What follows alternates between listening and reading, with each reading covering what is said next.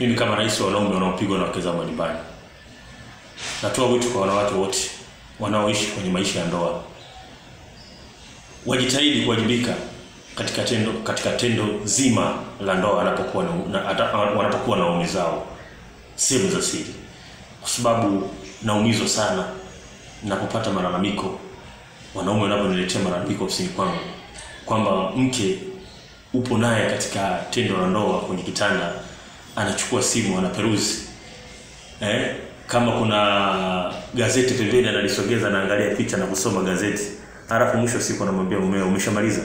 Sasa hilo nalo ni pigo kama vipigo vingine. Haitakiwi hivyo. Mapenzi ni lazima ushirikiano. Mke na mume wote mnashirikiana, mnamaliza tendo la ndoa salama.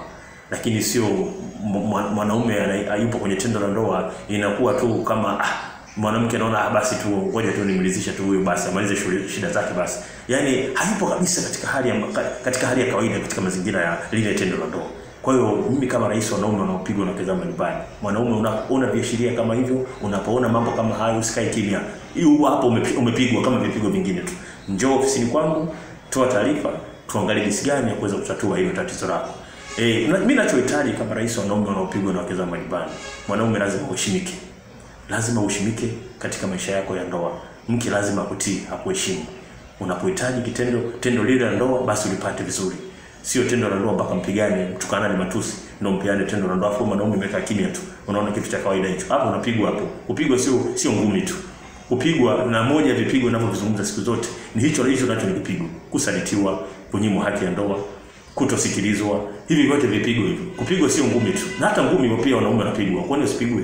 Kupigwa ni kupigwa tu. Wanapigwa. Na mimi nasema kama rais wa